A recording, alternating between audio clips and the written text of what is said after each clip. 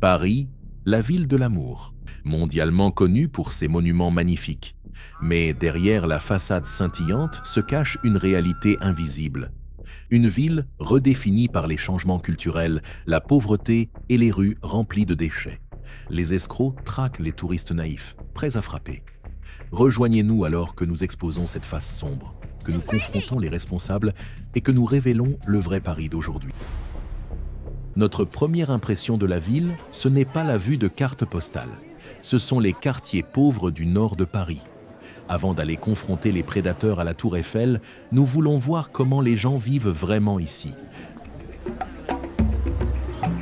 On remarque tout de suite que les rues sont presque exclusivement remplies de gens venus d'Afrique de l'Est.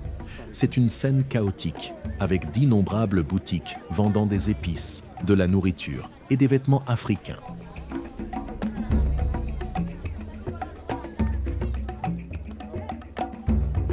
Les gens se tiennent sur le bord de la route, simplement pour passer le temps. Nous n'entendons pas de français, seulement un mélange de ce qui ressemble à 20 langues africaines différentes.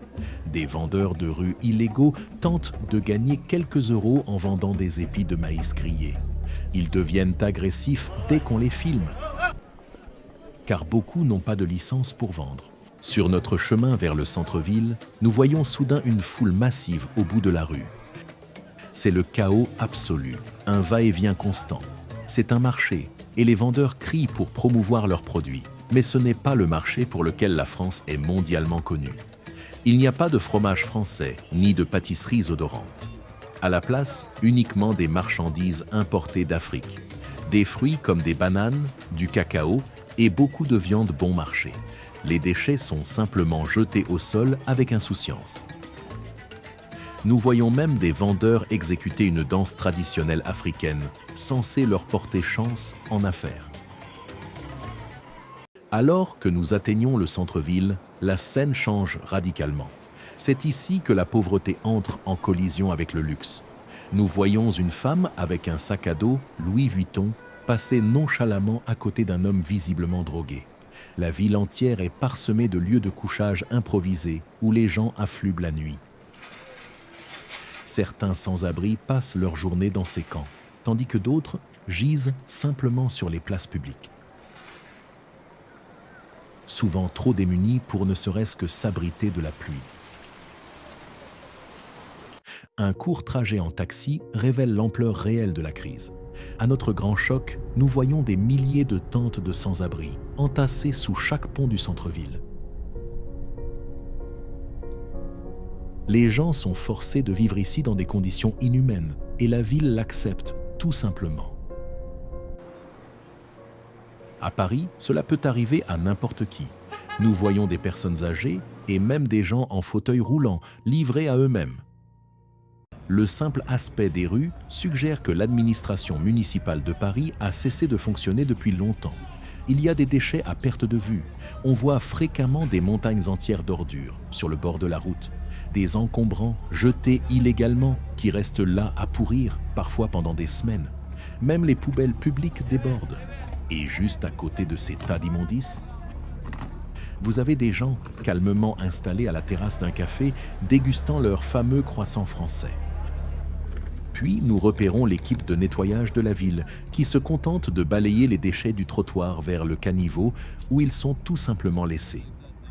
Même si tant de rues du centre de Paris sont délabrées et sales, les magnifiques bâtiments près de la Tour Eiffel montrent à quel point cette ville a dû être impressionnante autrefois.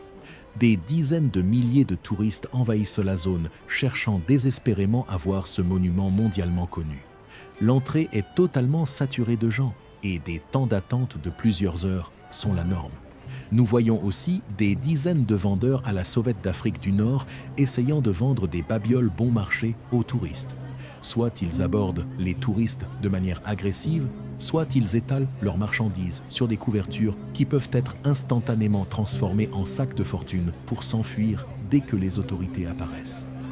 Je dois filmer en cachette car les vendeurs sont constamment agacés par ma présence. Des bagarres éclatent fréquemment, parfois entre les vendeurs eux-mêmes, qui se battent pour le meilleur emplacement. D'autres fois, c'est entre eux et les militaires, qui sont censés assurer la sécurité. Mais ces soldats sont à peine des adultes. Ils portent peut-être des fusils d'assaut, mais ils semblent complètement dépassés par les vendeurs provocateurs.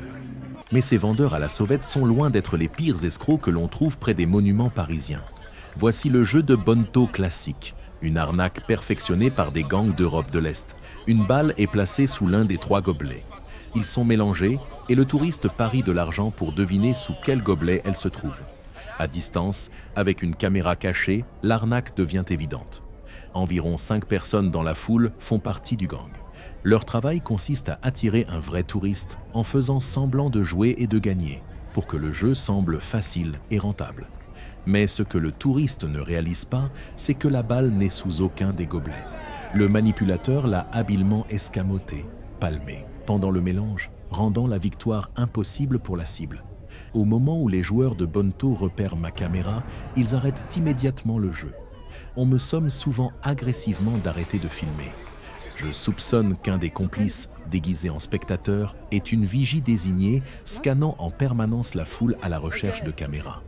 Pendant que les hommes gèrent le bonneteau, les femmes de ces familles d'Europe de l'Est ont d'autres rôles. Les femmes plus âgées ont perfectionné l'art de la mendicité. Regardez bien. La mendiante nourrit délibérément les pigeons pour paraître plus inoffensive et digne de confiance aux yeux des passants. Les femmes plus jeunes gèrent l'arnaque de loin la plus perfide. Elles abordent les touristes en se faisant passer pour des employés d'une fausse organisation caritative.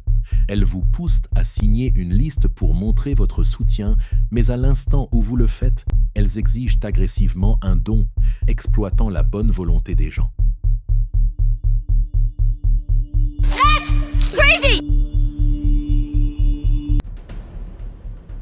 Les soldats et les policiers qui sont censés maintenir l'ordre semblent totalement indifférents à ce qui se passe. À la place, nous les voyons fouiller des touristes à la recherche de drogue ou harceler des adolescents sur des trottinettes électriques. Pour comprendre pourquoi la criminalité est si élevée à Paris, il faut aller dans les tristement célèbres banlieues. Elles sont considérées comme les endroits les plus dangereux de Paris. Des no-go zones où même la police n'ose plus entrer depuis longtemps.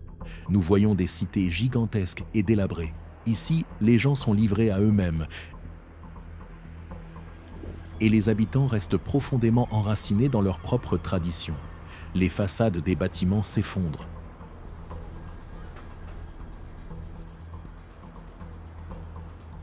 Les rares magasins qui existent sont couverts de graffitis. Et c'est ainsi que notre exploration de Paris s'achève.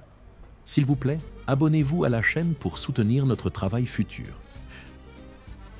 On se retrouve bientôt depuis une autre ville d'Europe.